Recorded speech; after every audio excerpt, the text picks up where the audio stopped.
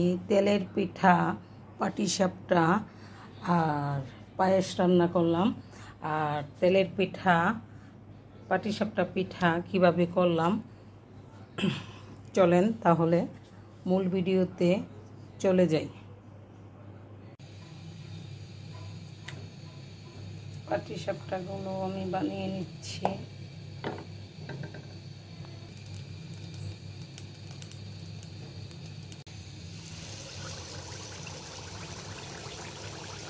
তেলের পিঠাগুলো আমার ফুলকো ফুলকো হচ্ছে, পিঠাগুলো ফুলকো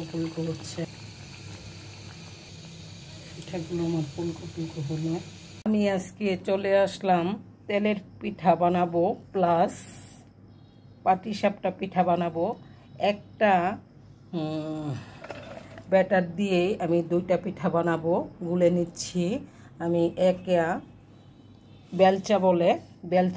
বেলচা চালের গুঁড়া, আতপ চালের গুঁড়া দিয়ে দিলাম। 2 বেলচা আতপ চালের গুঁড়া দিলাম। 3 বেলচা দিয়ে দিলাম। 4 বেলচা দিলাম। 4 বেলচার সাথে আমি 2 বেলচা আটা দিব। 1 বেলচা দিলাম আর 1 বেলচা দিলাম। 1 বেলচা চিনি দিয়ে দিলাম। আর খেজুরের লোচা গরম পানির সাথে জাল দিয়ে নিছি। খুব বেশি গরমও না, খুব ঠান্ডাও না। এই পানিটা আমি এখন অল্প অল্প করে দেব। দিয়ে দিচ্ছি পরিমাণ মতো লবণ। আর আমি এখন অল্প অল্প করে পানি দিয়ে গুলে নেব। পানিটা কুসুম গরমের চেয়ে একটু বেশি গরম। তেলের পিঠার ব্যাটারটা আমি করে নিয়েছি। খুব বেশি পাতলাও না, খুব বেশি ঘনও না। লাস্ট পিঠাগুলো আমার এরকম সবগুলো পিঠাই ফুলকো হয়েছে, ফুলে একে টইটম্বর হয়ে গেছে। আর পিঠাগুলো আমি সবগুলো বানিয়ে নিলাম।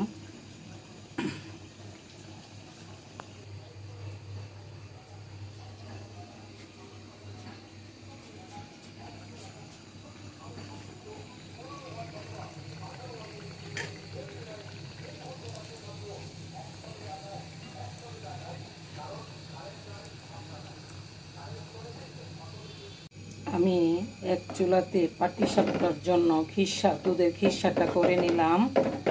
আর পাশের চুলাতে আমার পায়েসটা হচ্ছে।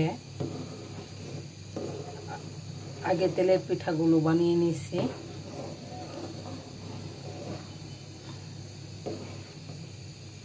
পাটিসাপটা অল্প করেই বানাবো, অল্প খিরসাই করলাম।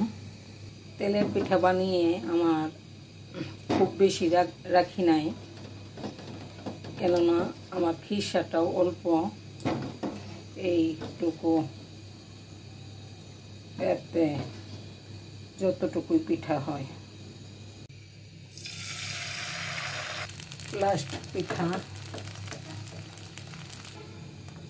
আমার 9টা পিঠা হয়েছে। এই অল্প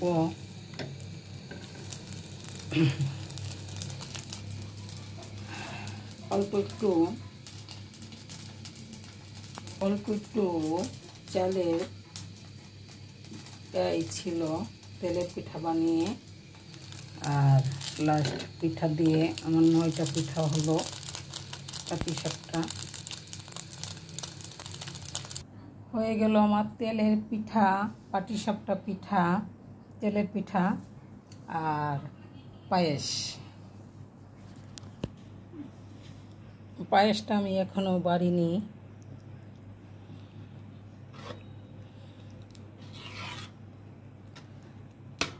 ভালো লাগলে লাইক কমেন্ট করবেন। ধন্যবাদ।